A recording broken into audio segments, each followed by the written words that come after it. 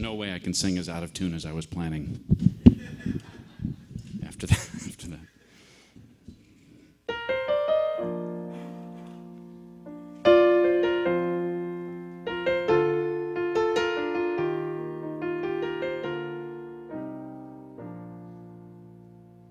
I'm through asking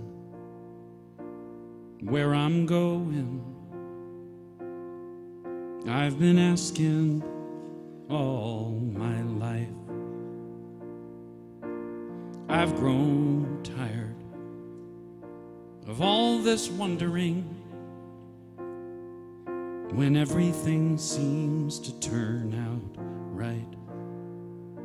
So when my mind needs something to do, wants to know the future, I whisper this: I'm okay. I've always been, and I'll always be that way. Wanna sing that with me? I'm okay. I'm okay. I've always been, I've always been, and I'll always be that way. So here goes nothing.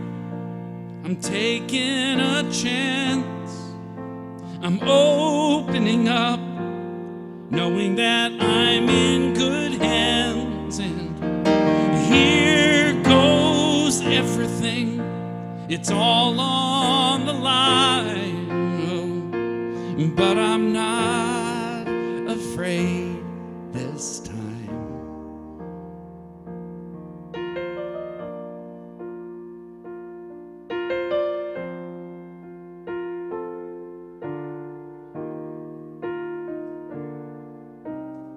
I had a peak experience with this song last year that I didn't see coming.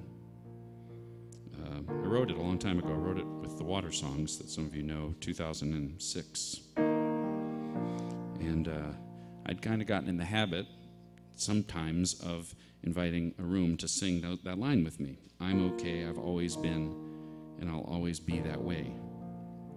And after performing it in Southern California, a guy came up to me and said, "Do you produce other people singing?" I said, "Yeah, sometimes." He said, "Do you produce other people singing your songs?" "Sure." He said, "Okay, well, I need to record that song, this song." I said, "Okay, no problem." And months later, he made it into my studio. And he walks in, and most people are taller than me, but he's taller than me. And handsome and put together, and most people more and more are trimmer than me, and he was, and just had his thing together. He came in and felt like something. And I said, "What do you do for a living?" And he said, "Well, I'm a pilot. I'm a pilot for Alaska Airlines for the last 30 years. I'm like, "Oh, okay." And I feel like the person who just walked in is somebody who would save my life if he needed to, you know. I got it. I said, so what's the story? Why did you want to come in and sing Here Goes Nothing? And he immediately gets tears in his eyes. He said, "I'm so embarrassed." I said, "Okay." And he said, "I grew up in a tiny town in North Carolina where everyone in town knew I was gay before I did. And they made my life hell. And I got out of that town as early as I could. And I went out and I made something of my life. And I became a pilot, married a wonderful man. We've raised a wonderful daughter who's now becoming a pilot herself. And, you know, it all looks right. It feels good, and I'm proud of it." He said, "Then you start singing that song, Here Goes Nothing, and you say, 'Sing that line with me. I'm okay, I've always been, and I'll always be that way.'" He said, and I'm in the back of the room, and I start to sing, "I'm okay," and I start sobbing. He said, and I all of a sudden realized that I have never in my life, with all that I've done, as far as I've come, I have never in my life felt okay. And I vowed that day, he said, I'm not a singer, I'm warning you in advance, but I vowed that day I was going to sing that song. Right? By that time, I'm crying too. And the peak experience obviously had already begun, and then to hear him sing it, and he went for it, and it was awesome, and just profound. And what was most profound about it is the thing I want to talk about today is that I wrote that line because I felt like it. Everything I do is pretty much because I feel like it, except for my little boy. He feels like other things, and then I don't have a choice. But otherwise, or when my wife says, garbage or mow the lawn. Otherwise, it's pretty much all for me. And so I wrote that line, and in 2006 in Moab, Utah, on a sabbatical, and have been singing it ever since when I feel like singing it, and there it was. And then one day in Southern California, I sing that line, casually invite a room to join me on the line, because it's kind of the point of the song, really. And all of a sudden, I give that guy a little gift. I mean, for me, free, nothing I didn't think about. I didn't know I was giving it. For him, profound, right? So when I wrote the song, when I've performed the song, and then that day when I said, join me on that line, cost me nothing, unplanned, unanticipated. Meanwhile, the seeds were planted for years later to make that kind of difference for a guy I didn't know, right? So the question on the table today is something that I have always wrestled with in different ways, and that is, have I missed the mark, or wasted my time, or wasted my talent, or undersold myself, or underachieved, or been distracted, or diverged, or digressed, or gone somewhere that wasn't my destiny to go, not as big as it should have been, or should have landed in that career, or in that city? Should I have been that? Have I missed what I came to be or do? Or have I done exactly what I came to be and do? And have you? Does anybody else feel sometimes the feeling that there's a piece of you or talent wasted, an ancestry disregarded, a memory betrayed, an ability unused, right? Something ungrown or unnurtured or unexpressed, and therefore there's a tinge of regret with all that your life has shown to be. There's a tinge of regret about what it ought to have been. That's what's on the table today. Some say it's crazy. Some say naive to close my eyes and take the leap. But I know better, 'cause I believe even in the dark my soul can see. So when my mind plays its usual games, oh, my answer is always the same.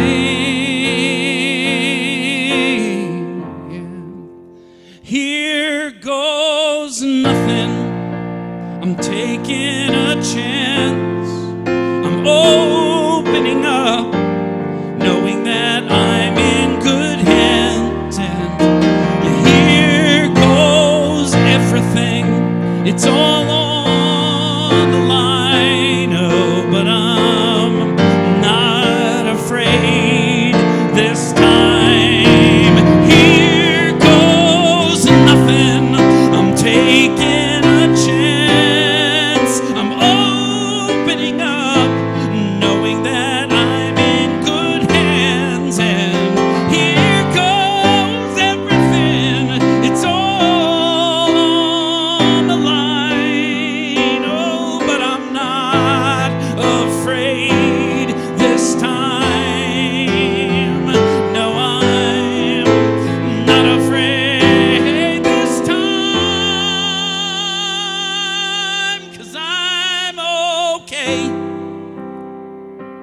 I've always been, and I'll always be that way.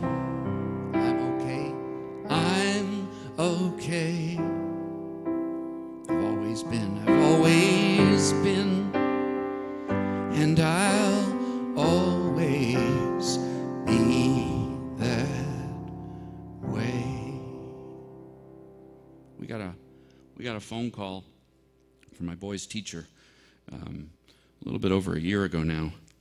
My boy's Jude. Jude is 7, and the teacher said, "I wanted you to know that your boy is the kindest boy in class."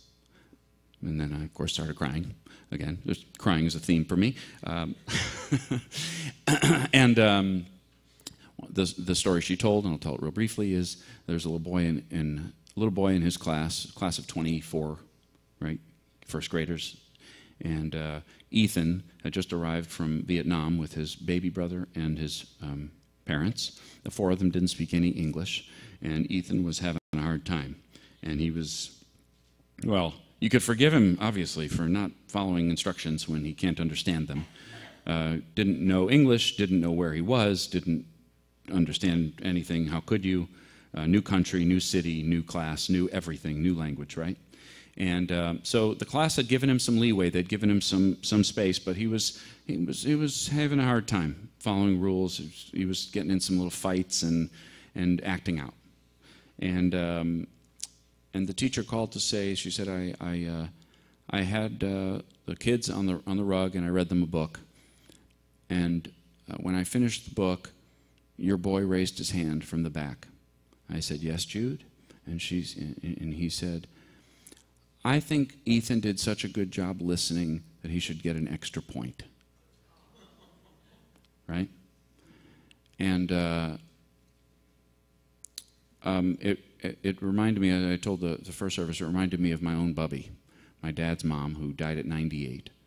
And when my Bubby was 7, she arrived in the United States with her 12 brothers and sisters and her parents from a tiny town in Poland, poor, penniless, and not speaking English. And my Bubby started in kindergarten not speaking English. When she died at 98, and I was at her bed a day before she died, she was still chuckling, still up for a laugh. A tough, strong woman, about 4 feet tall and 4 feet wide, who worked herself to the bone, and had 2 boys, one of whom died in the Navy in his early 20s, and the other one full scholarship to University of Chicago, then a full scholarship to Harvard Law School, then became a law professor specializing in civil rights, American civil rights, First Amendment rights, and espousing them and advocating for them and defending them for the next 45 years as a professor. And that was my dad. And she had the flag, folded flag up from her son, Jack, who I never met, my uncle, had it up on the wall, visited his grave every year, never ever talked about him, except a couple of glimpses I got. A couple of times she would talk about him a little bit, but she was too brokenhearted to talk about him. But my Bubby, there were several things she was proud of. She was proud to be an American, proud of her boy Sheldon, my dad. And she was also proud of the fact that when she was in kindergarten, she started school not speaking a word of English, and that in 2nd grade, she won the spelling bee. And she was proud of that for the next 90 years. She was still proud of it when she died, right? And when my boy spoke up for Ethan, who didn't speak a word of English, I told Jude, I said, all Ethan has heard at school, most likely, is his name said in anger. He doesn't understand what anybody's telling him. He doesn't understand the rules he's being given. He doesn't really know what he's doing wrong, and he certainly has no idea where he is. But that does not mean he isn't the smartest boy in the class. He might be the nicest boy in the class. He might be the funniest kid in the class. He might go on to be the greatest inventor or scientist or artist in the world, and nobody knows it yet.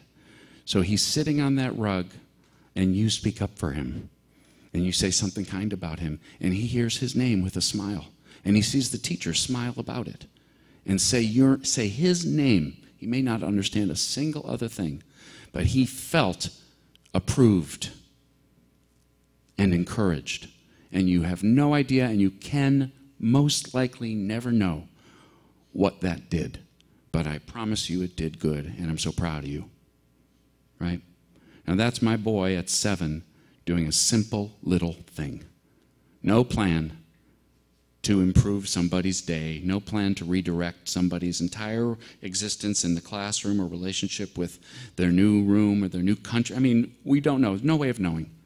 But if you think about the times that somebody did something small for you and it made a difference, or something you did, you know, the truth is we don't usually find out the reverberations of the things we do. My theory is that that's why the movie It's a Wonderful Life is so popular. One of the reasons, anyway, if you've seen it, the Christmas time movie, is that it is a fantasy of watching what it would be like to find out the difference you've made. And you've made that difference. He made that difference just by being himself, without planning, right? Without anticipation, without expectation of reward or credit, is how my boy spoke up for Ethan that day. Just like I made a difference for that pilot without planning to. That was me doing what turned out to be good work, even though I was really just was very self-absorbed, what I do for a living.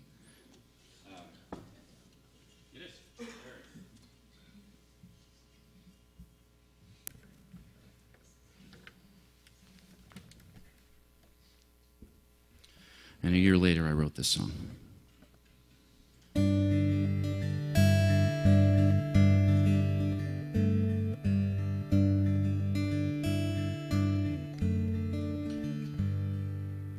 Lately I've been thinking about what motivates me to give a couple dollars to a stranger on the street, to hold the door, carry groceries, help a neighbor in need.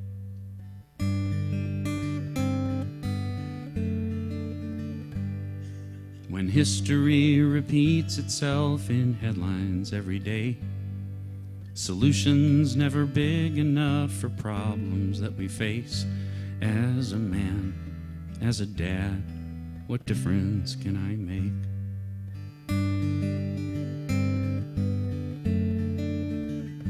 'Cause I know better than to think I'll be remembered for a favor or a quarter or a smile. Oh, but maybe before I return to sender, I can do one thing worthwhile. I'm gonna try. I'm gonna try to raise a kind child.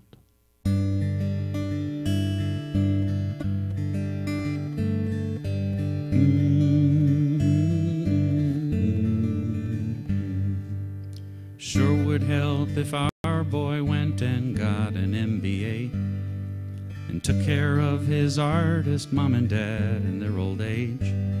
But let's face it, Wall Street probably isn't in his DNA.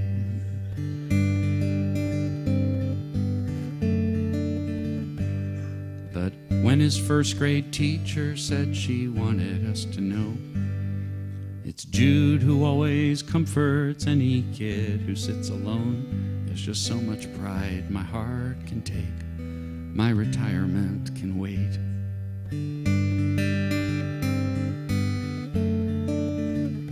'Cause I know better than to think I'll be remembered for a fortune or a pension or a prize. Oh, but maybe before I return to sender, I'll have done one thing worthwhile. So I'm gonna try. I'm gonna try to raise a kind child.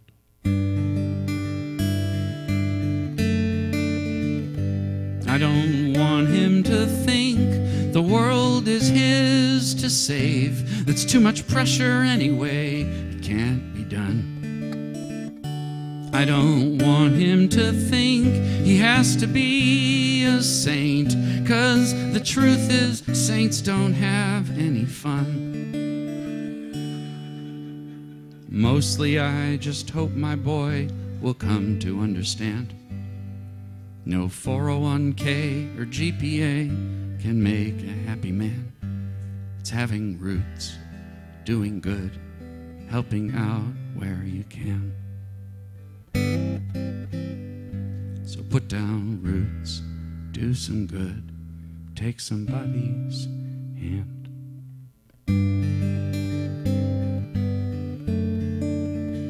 And you'll know better than most what really matters, what makes living this life worthwhile. And there may come a day your own kids will remember how their granddad used to say with a smile that he raised. We raised a kind child.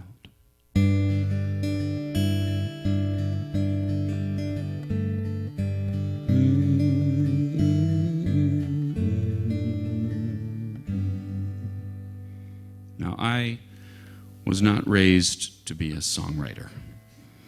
I was raised to be a lawyer, or some kind of professional wearing a suit for sure that had, I've heard of these things called benefits. There's something, I don't know, they involve money and doctors and retirement. I'm not sure what that is either.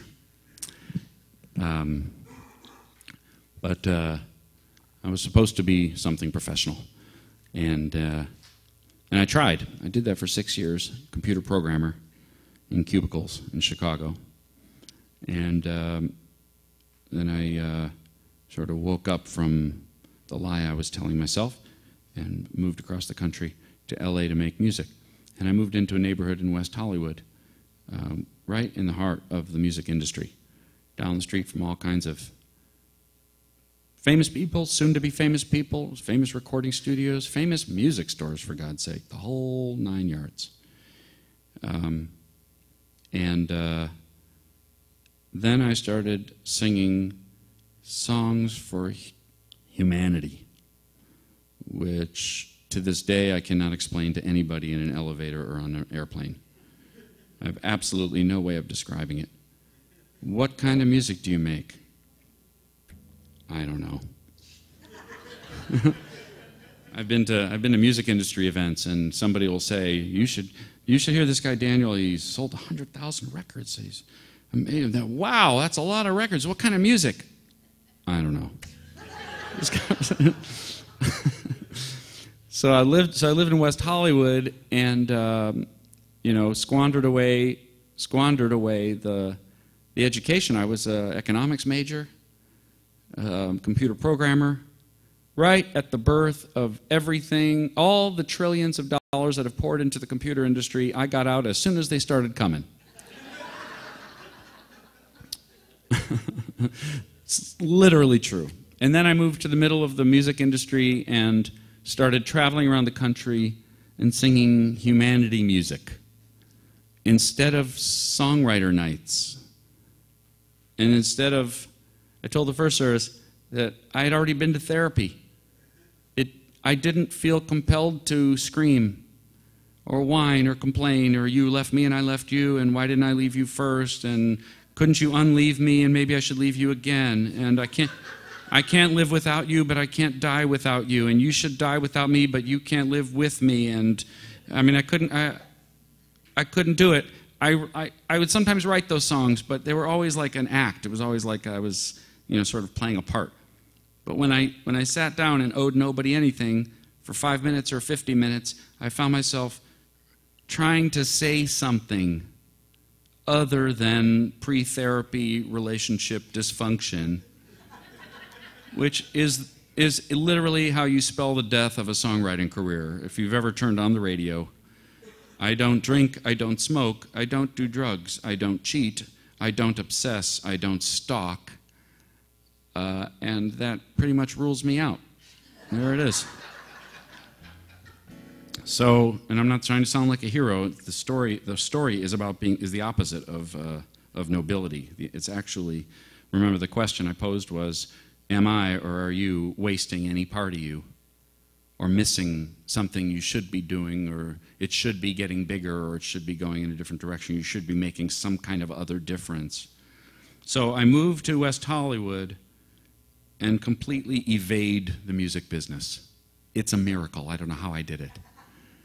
I must have dodged 100 opportunities, or 1,000. After dodging the computer industry, I then dodged the music industry. And started traveling and singing this song. There's one power, invisible, and you see it everywhere and every day. One power, indescribable, and you speak of it with every word you say. Mysterious until you know the truth. As simple as the love inside of you. Call it God, call it Spirit, call it Jesus, call it Lord. Call it Buddha, Baha'u'llah, angel's wings or heaven's door. But whatever name you give it, it's all one power, can't you see? It's the power of the love in you and me. We speak so many languages, different clothing, different colors, different names. But different is only dangerous when we forget that in the heart we're all the same. We'll remember once we close our eyes to see that such distances were never meant to be.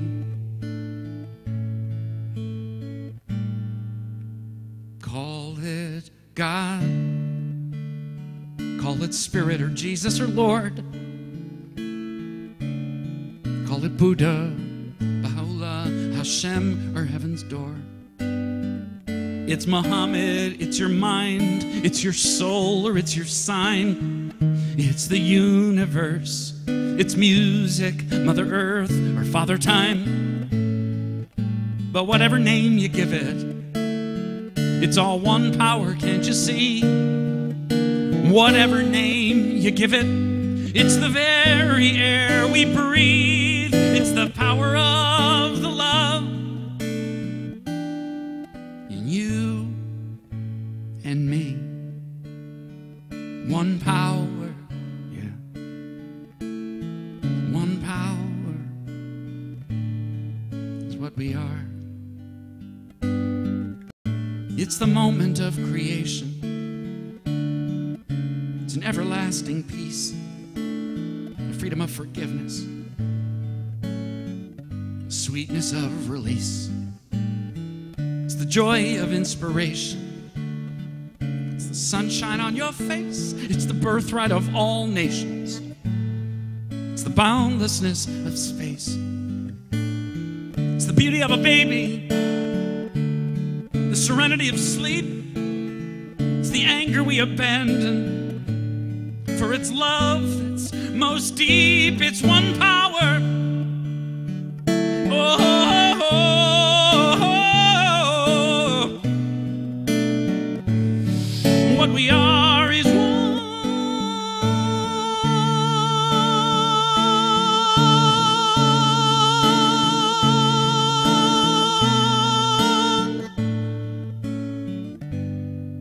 It's the power of the love that lives forever in you and me.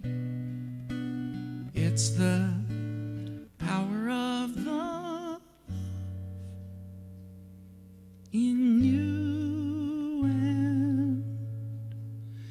So,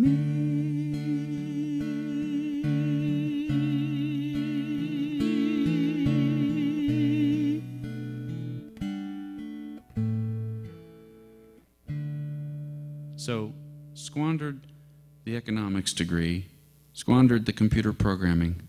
This is what's going on in my mind, right? Squandered the music industry. I go around the country singing songs like that.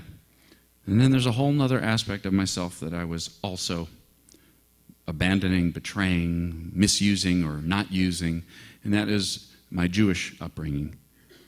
Raised in a kosher home. My older brother's a rabbi, Rabbi Jack. That much of a Jewish presence in my house. And I was never successful at being religious. I'm sure, I said in the first service, I'm sure I'm the only weirdo in the family in this room. But I was definitely, I had the only normal with feet, I'm the only lefty, and I'm the only, well, to their, in their eyes, liberal, commie, feminist, nut job in the family. And when you read that overlong description of the last 20 years of my life, right? Christian, Catholic, Muslim, Buddhist, Mormon, Hindu, Baha'i, that's all true. I have sung One Power for all those kinds of communities and many others. But I shouldn't. I should sing for Jews. I should sing in synagogues. And again, if you're Catholic, you understand. If you're raised in any particular religion, you understand. I was not supposed to sing in churches. I was never in a church in my entire childhood. The first churches I was in was when my parents were generous enough to allow me to go study in England for one semester in college. And I went into the cathedrals. Those were the first churches I'd ever been in. I'm not supposed to sing for the rest of the world. I'm supposed to sing for my people, right? And the perfectly valid reason why I was raised with that feeling was that my family is a Holocaust surviving family. My family was heartbroken before I was born. My mom's parents and one brother on each side, they were married in their 20s, and the four of them, husband and wife, my Bubby and Zadie, in their 20s, and a brother on each side. Four of them decided they didn't want to stick around when the Nazi army arrived in their town in Poland. So they crossed the border into Russia, were arrested by the Russian army, and sent to a work camp in Siberia where they spent the rest of the war suffering. Never talked about that experience.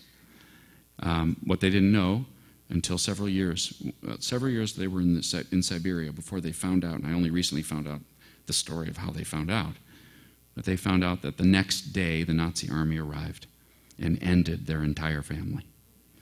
Their brothers and sisters, their uncles, their aunts, their parents, their grandparents, their nieces and nephews, and all their friends erased the next day. When the war ended, they made their way. They tried to go back to Poland and were not welcome, and ended up, they were actually in danger of returning to Poland, believe it or not, and ended up taking refuge in the safest place in Europe, which was West Berlin, American occupied. And for the next 5 years, they lived in West Berlin. And there's obviously no way to imagine the shell-shocked grief they were in. The only way I can imagine is by knowing how they lived the rest of their lives, as best they could. But that was, a piece of them was left in Europe, obviously. They were sponsored by a distant relative to move to Chicago, emigrated to Chicago. My mom was a little girl when they emigrated, and she remembers the Statue of Liberty. She remembers seeing it on the ship. She remembers crossing the ocean. She said it was a terrible voyage. Everyone was seasick. She remembers the Statue of Liberty. She remembers Union Station, getting on a train in New York and going to Chicago to live, where she then grew up, met my dad, had 3 boys, and here I am. So I am strike 1, strike 2, and strike 3 on the keys to the kingdom I was handed. Be a good Jewish boy, be a professional, right?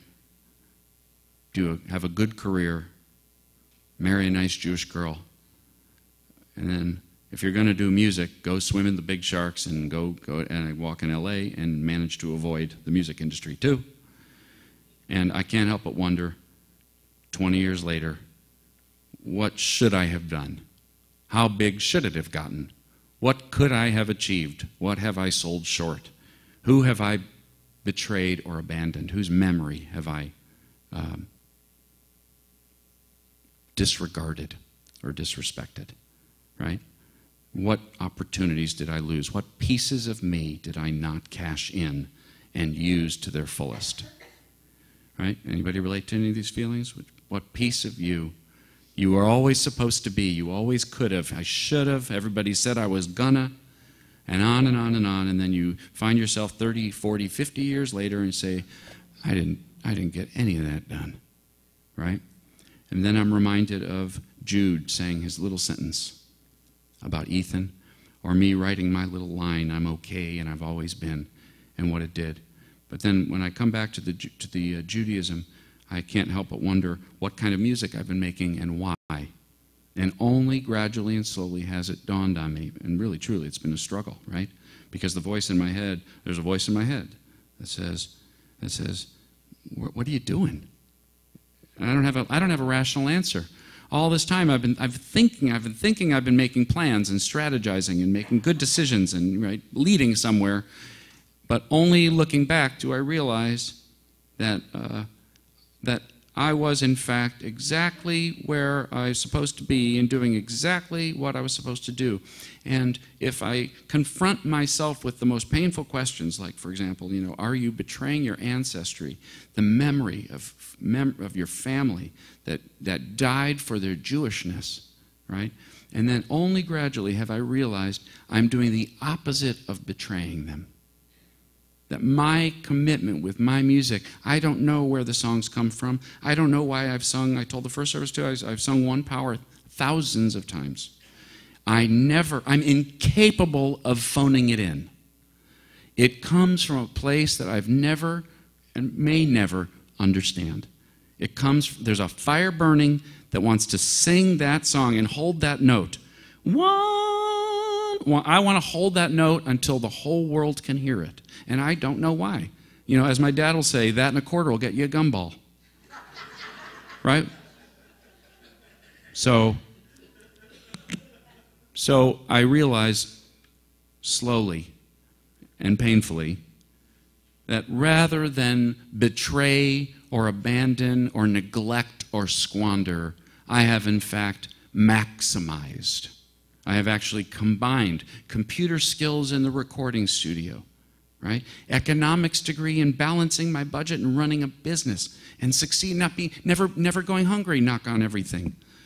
Paying the mortgage that I married when I married my beautiful bride, right?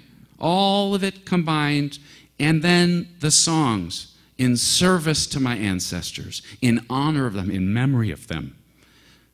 That I'll never know them. I'll never know their names. I don't know where what I am came from, and neither do you. You are, in fact, their legacy and their tribute, and so am I. And it's not squandered, and it's not off the mark. It is the mark. You are the mark, and so am I. And it has been a slow walk to get to that realization. So I'm late, not as late as I could have been. I'm not going to congratulate myself for that, but there it is. And so there's no fancy ending to this, except I want to sing you one more song during the offering. So let's do the offering, and then I'll sing you a song so recent that it's not done, but that kind of has summarized for me some of the things I just talked about.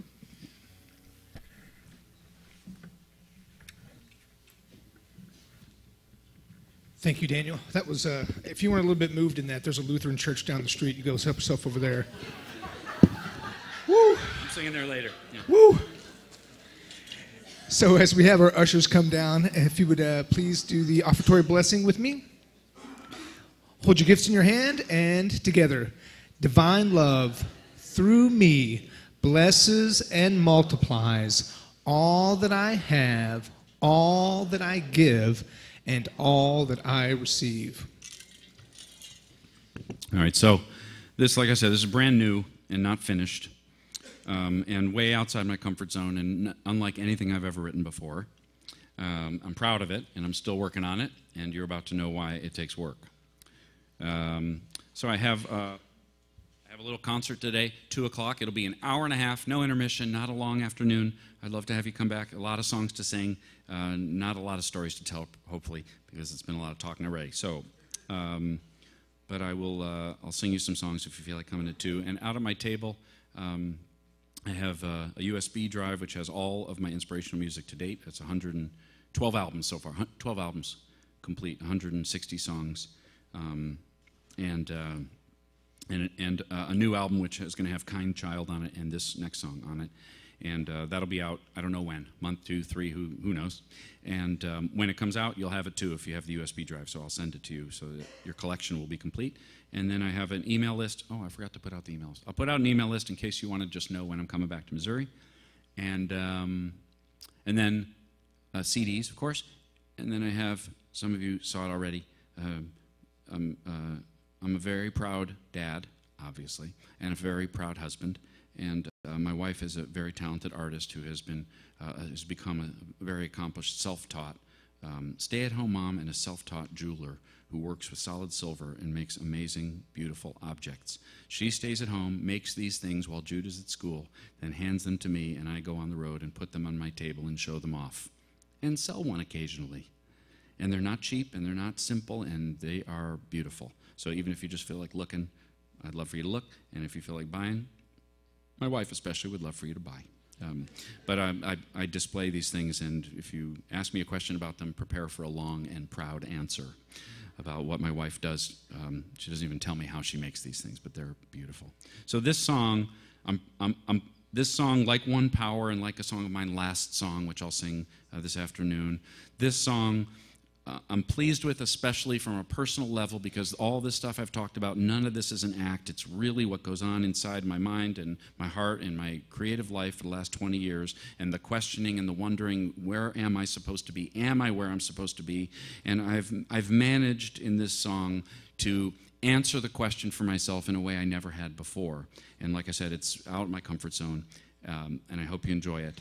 And here we go. Thanks for having me. And if I don't see you this afternoon, have a wonderful Sunday afternoon. So here we go. A brand new song, Crank It Up, Maestro. I could sing about mistakes I've made, broken hearts and broken wings. I could sing about my aches and pains and the ones that got away. But it seems to me the world has its hurts to spare. Shadows are everywhere. I've decided I've cried enough. There's plenty of songs about tough luck. I'm gonna sing about love. Gonna sing about love and lift somebody up instead of talking about tough luck. I can't deny I still dream about the glory, the Grammy, the gold. I cannot lie, I still wish sometimes my eyes and my heart would close. But it seems to me my family escaped the war, and they never sang anymore. They lost everything they had. And if a song is all I can give back, I'm gonna sing about love. Gonna sing about love. Lift somebody up. Lift somebody up. Gonna sing about love instead of talking about tough luck. Oh, no more tough luck. I'll tell you what I'm gonna do. Gonna take my cue from a few folks I look up to.